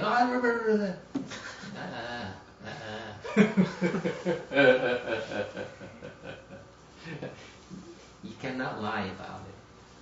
It's a state that you have to be there. You cannot fake it. So all these guys say, I can do 2-3 seconds, 4-5 seconds. You ask them, what state are you in? They try to describe it to you.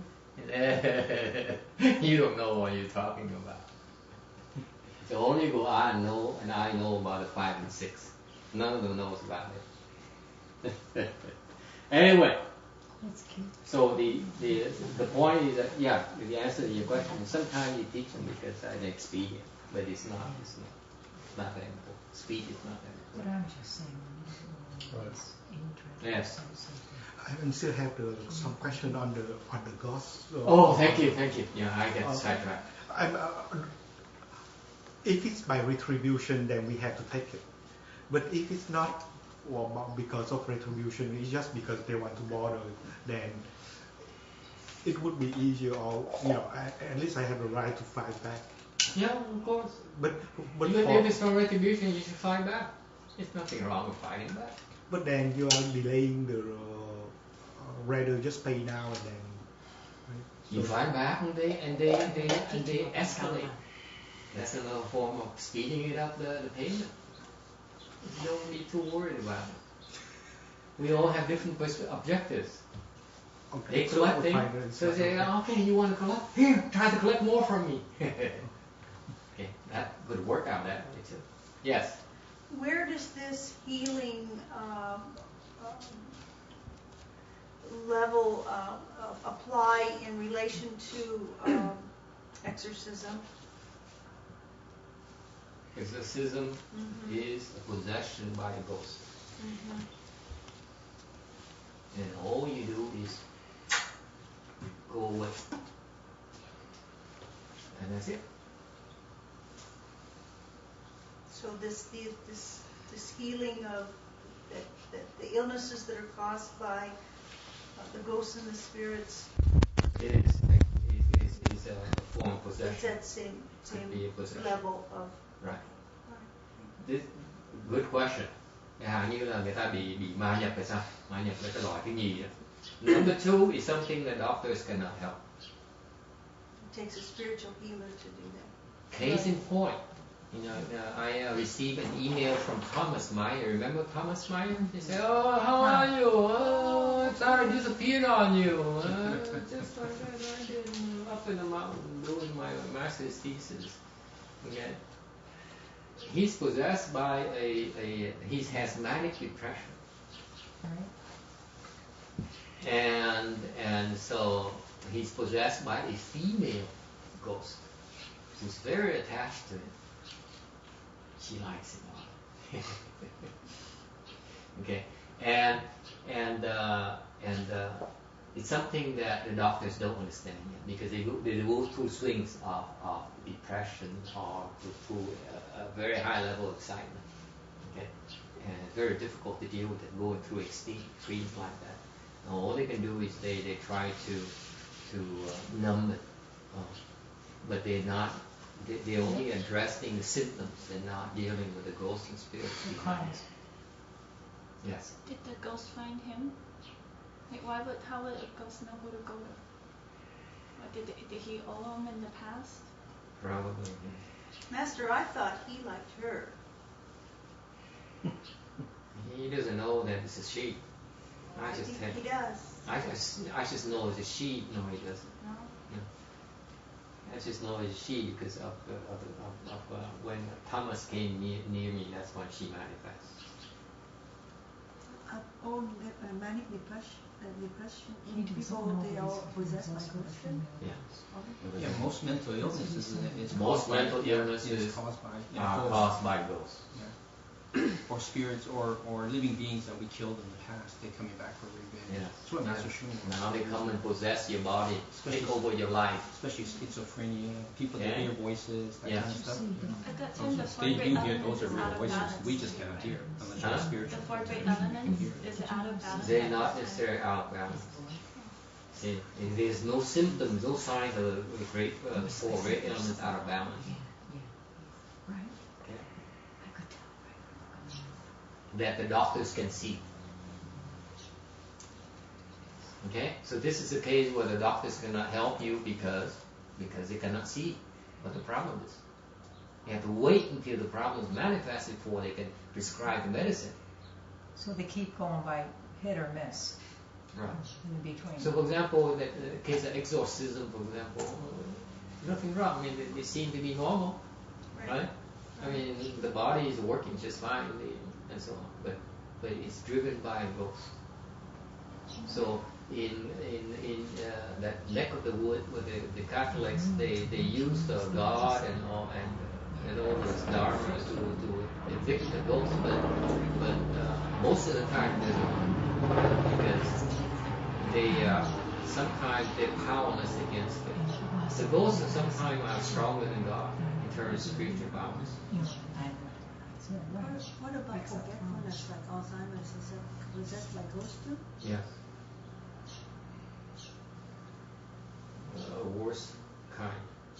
much more powerful. Okay? And what happened is that this guy, the problem with this is that they don't know themselves. So I try, for example, I try to tell Thomas, you should take this manic depression thing here seriously because you need to commit to get rid of it. Yeah, that sounds good. I take it seriously, but then and they get sidetracked because they come over, they sneak in, and they make you do certain things. Okay, it's very difficult. Okay, so he doesn't realize he has that. I just try to help, but he doesn't really believe. So I'm still kind of, for me, I'm still fuzzy about the relationship between retribution and fighting against the ghost. On one case, if it's a retribution and we rather pay now, so but then if we fight, you don't have to pay now. If you can escape the realm, you go beyond the reach. They can't reach you anymore. Sometimes it's better that way. I'm just saying, do not try to renege on the retribution. You're not trying to avoid it. Okay, but if sometimes it's more efficient to avoid it, the mode of operations find the most efficient way to deal with it. Am I making sense? Yeah. Sometimes all you have to do is go beyond the range of the gun of their cannons. Then you can't shoot at you anymore. Then you move on to the next group. It's more efficient that way. But the bottom line is that you should not be afraid to confront it when you must. That's what I'm trying to tell you. Okay? Yes. Any questions? But we don't have to pay the retribution now. It depends on the case. Yeah, there are many ways to do it. Either you delay it, or sometimes it's better to pay it now. Sometimes you pay part of it, and then and so on. It varies. There's no fixed formula. Okay. Yes. But people that have these problems don't generally know what the problem is, Master, and how are they going to do anything about it if they don't understand what it really is? Good question. So what do you do since the one who is sick and they have all these things? What do they do? Huh? That's what I'm asking. They don't know what to do. I'm asking you too. What would you do? I first have to recognize what the problem was with my But son. you can't recognize it. What do you do? That's right. You just keep on living the way you are. That's what most people do. At least one example is by a plant to help. What about this guy's job is to meddle with people's tooth problems? How come he's not sick? That's what he cultivates. Cultivation. How come he's not? Can you tell me? Because he's cultivating. Because that's what he does every day. That's how he earns his living. Right? You're a nurse. That's what you do. You deal with people's sicknesses. You heal them. Well, then, if you And you remember the finger? Yes. And if that's what happens when you meddle. Right.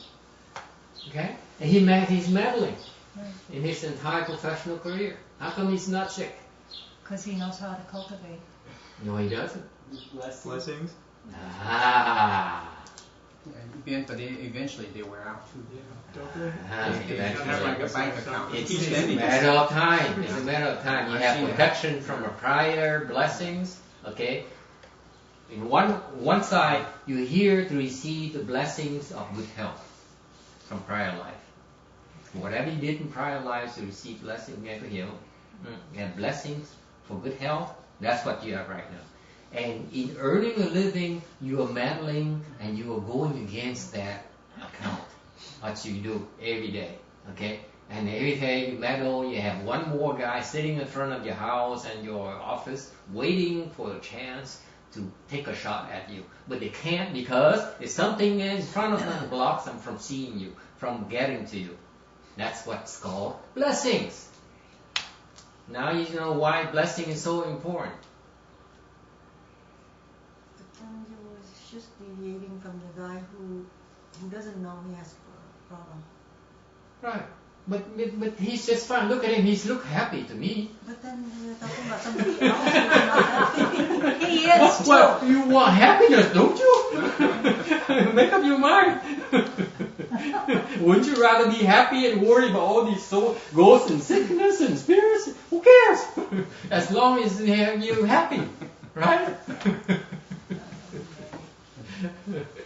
But it doesn't mean that he's without ailment or without any kind of You don't know. You don't know. obstructions at all. You don't know.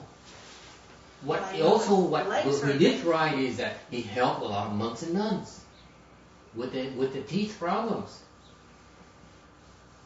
And what it means is that now he has another layer in front of him because he's a good guy. He helped me once. I went to his shop once, a long, long time ago. Okay, and He didn't help. he doesn't even remember that. He's seen so many of us. Really? Okay. I don't even remember. You see? He has so many of us. So now he has a ghost who comes to him and want to cause him a toothache. Now he comes to me right here today, and he says, "Oh, Randy is here. Let's go and pay him a visit." He shows up here, and then what does he see? He sees me, and he says, "Wait a minute. If I caused him to have a headache this morning in my assembly, how does it look to the rest of my faithful?" Right? Now he has one more shield in front of him. What is that called? Blessings again. Not necessarily prior life, but this lifetime. Could be. You never know. Or could be just the opposite effect. He may look at me and say, "Oh, this guy, this Lothar here is really bad dude. I'm going to embarrass this guy. So he's going to give him a headache and a toothache right now." Okay? So it could happen the exact opposite thing. Okay? You never know. See? You never say. You see, you're talking about there's sometimes no absolute security here. when you have certain It things. may work under this week. Next week it may not work either. So whenever you feel like a pain somewhere, that's a ghost getting to you? Don't get paranoid. No, it's Don't worry, Kim.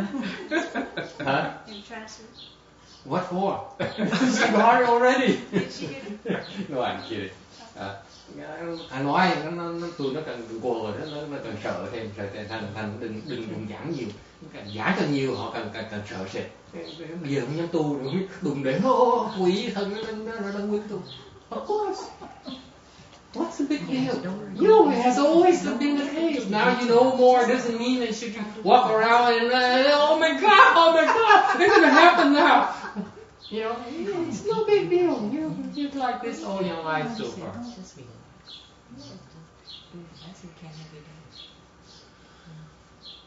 Okay? So anyway, so that's cause of ghosts and spirits. The third kind is karmic retribution.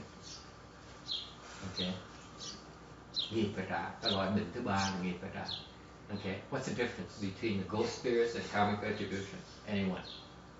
That's from Khác biệt thì ba cái hai là gì? Karma's previous, so before you got here. What about the ghosts and spirits? Same thing? It's the case that your spiritual power won't work with that. Is it? Yeah. Good boy. Make sure you fix the printer thing.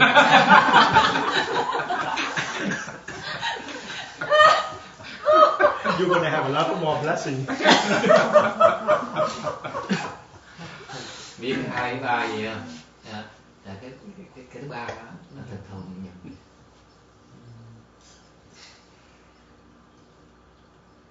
Nó trị mình trị nó không được. Là mình phải trả. Mình có tu bao nhiêu võ, bao nhiêu thần thông, quên nó bụng. Dạng như lửa, đốt vàng cũng cháy, đốt sắt cũng cháy, đốt gì cũng cháy. Nó gặp nước gì? Đó là cái kèm, nó bị trị theo. Cái này là thứ ba. See that? Hay không? Thấy bệnh nó hay không? Bên Phật giáo thì nó sâu xa như vậy. Nó thấy hết từng trường hợp phá hoại, phải dùng phương tiện khác nhau mà chữa. Chứ còn cái tụ ngoại đạo nó tới rồi Smith nó nói là tôi đuổi quỷ đuổi ma vậy. Mà đó gặp cái loại thứ ba đuổi gốc nó đâu phát nó đâu biết là bị cái loại thứ ba, nó cũng hiểu có cái loại là thứ ba mà cái gì phải trả cái gì. Thành cái tụi nó hô hào như là tụi bắt đầu thằng Đường nó có hiểu cái gì là đại thường cái Okay, any questions? So the 2 and 3, the 3 is also caused by ghost, but there is no way you can fight against. Yeah. But it's still the ghost is asking for that. Yeah. But it's not a whole lot you can do against it. Okay. So you might as well pay it off. That one, yeah. That one. Okay, I pay. I pay for you. Okay, I pay. I'm not running away. Got that? See, depends. This I explained in Vietnamese that this is why Mahayana is so sophisticated. Okay, those Hindus or those externalists who claim they can handle the ghosts and spirits, they cannot handle number 3. But medicine master can. Only Mahayana can. Okay, why is that? I give an example of why it doesn't work. If you kill them in the past, they want their life now. They're not going to stop. Cái loại thứ ba là mình giết người ta, kiếp trước mình giết người ta, cắt người ta, thì còn giết cái sanh bạn, bây giờ tôi đã loại bạn. This is why the killing precepts is number 1 in for you lay people, because of that. The killing karma you create is very, very difficult to undo it. Imagine yourself being so happy and someone comes and takes it away from you. Okay? You want revenge. This is why you don't want to kill. Mahayana. You do not want to engage in killing things to make a living. Stay away from those types of industries. Stay away, because you are in for big retribution. Okay? Got that? Yes. Even though you said eating meat isn't killing, is eating meat still a part of that causing suffering? So they'll still It's part of the cycle, even though it's not direct. So will that? So it's not as grave as things. Okay. But the being could still hold a grudge against you. Yes, absolutely, because it says if you didn't eat the meat, then the butcher would not have killed me. So you are indirectly responsible for my death, and they can hold a grudge. And those grudges are very, very difficult to undo. Very difficult. That's why the first thing you do is say, okay, let me go away for me. It ain't gonna work, because they're not willing to go away unless you kill them. When you kill them, guess what happens? They come right back. They come right back at you with with more power, with more hatred. Not only you, but the person who intervenes. Got that, Danny? He's not only now wants your life, also the guy who meddles as well. Oh boy. It's a very delicate situation. Nghe hiểu không? Can thiệp với bà, nó tới nó đòi mạng người trước rồi nó còn đòi mạng mình nữa, tại mình dám can thiệp. Bây giờ muốn giết nó đi, giết nó trở lại, nó sống, nó sanh lại, nó tới nó đòi mạng người kia.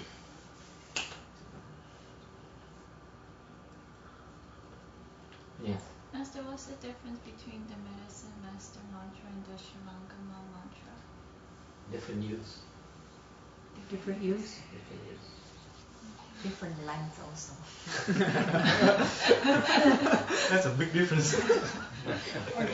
First I gotta learn it, and then I'll worry about how long it is.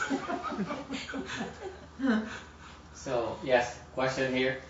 Any question? Yeah, at the risk of elongating this, and this is something you could perhaps address in a question and answer thing on the net if you wanted. The question regarding recitation. Hong Kong dame wears a counter. I don't have a watch. What time do we have? It's 14. Quarter almost a quarter after. Quarter after? 3:14. Ah, okay. Okay. See, I usually have a watch somewhere. And yes. You were talking about the quick recitation. Yes. What is the value of quick recitation as opposed to doing it very slowly and deliberately and thinking about every... No real thing, right? And then there's also mantras that are translated and mantras that are transliterated, which mean nothing. Right. They're basically Chinese, it's a phonetic version of, say, the original Sanskrit, but using Chinese characters. I'm not clear on why. They just have secret meaning. They're not supposed to be translated. Okay.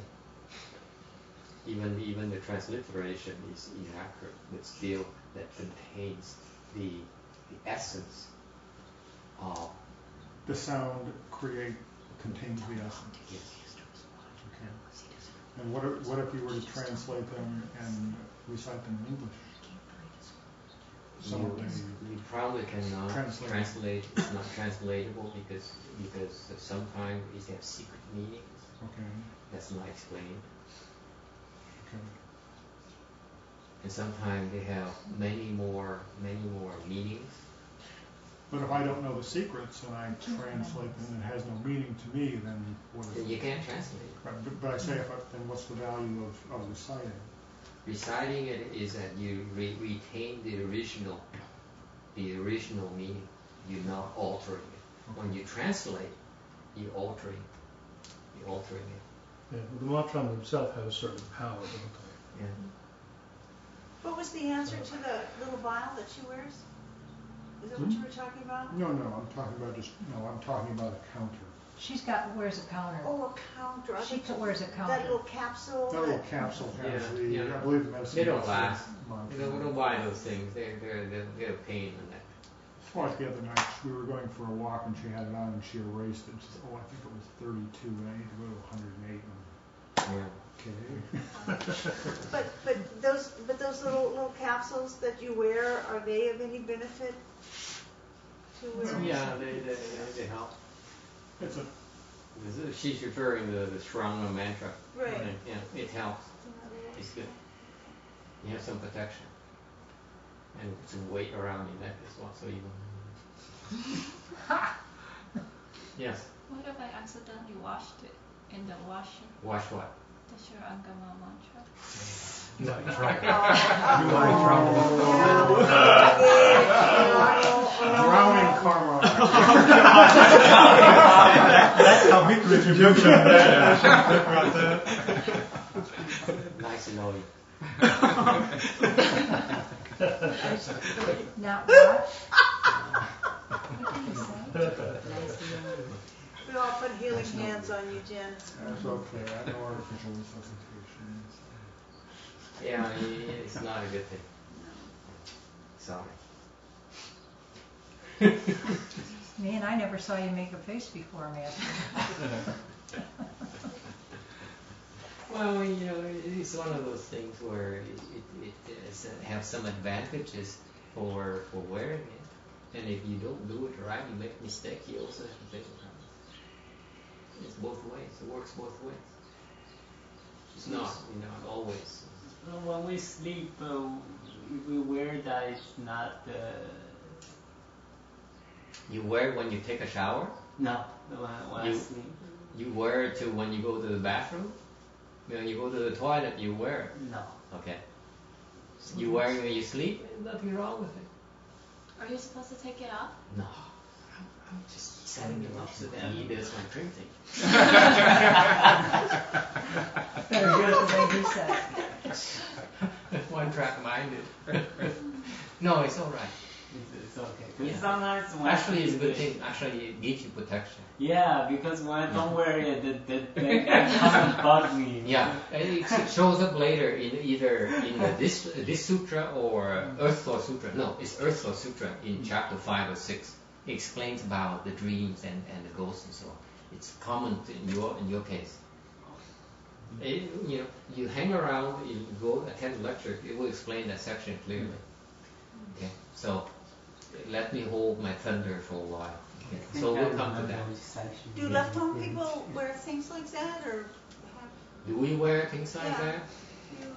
We should, but we don't. You really don't believe it. Doesn't work. He asked him. It doesn't work. So it's only for us. Superstition. Oh, Who's smart enough to seek additional protection? See, we blasé about it. When you're around it with all day long. Yeah, but you went to secret school, so that's. Yeah, we have our other means of That's protection. right. Yeah, we like to think. Any other questions? So I'll give you an example about the karmic retribution. That is in Mahayana, for example, one of the hardest knot to untie is the hatred from having lost your life. Cái đại thừa mình có cái phần mà nó oán thù tại vì bị giết rồi. Khó gợi. It's very difficult. This is the cause for all the cancers and all the incurable diseases of the world. Okay, the demons are behind it. And they're very extremely powerful, and they're fueled by extreme hatred. They will not let go. Okay, so that's why it's rather delicate. That, for example, in Mahayana, you have dharmas that actually undoes the hatred invisibly. Okay, and that's what goes on.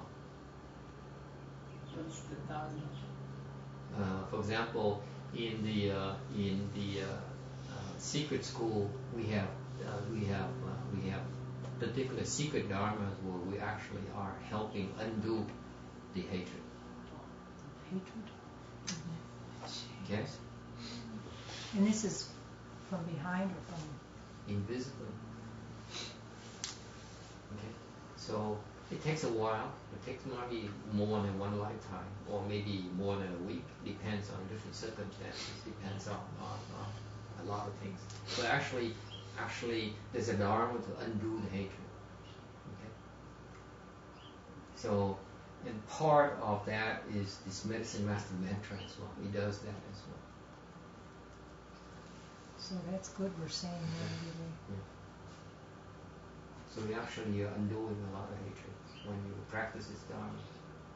There are many more dharmas in Mahayana as well. Okay. Does it answer your question, Mr. Printer?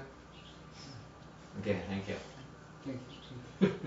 Any question? You see the sophistication in terms of sicknesses. See the worldly knowledge is only number one. Okay? The external is at best number two. Number three, you need Mahayana. Thấy cái mình sâu xa như sợ. Thế gian pháp chỉ là số 1 thôi. Tụi ngoại đạo số 2, cao lắm là số 2. 3 phải cần cái đại trường mình chọn từ đó. When you understand the delicacy, you cannot use brute force in number 3. It doesn't solve problems. You understand now? You see, sometimes you need to have all kinds of experience, and you need time, you need patience, you need all kinds of things to resolve it, because we're talking about, in most cases, hatred.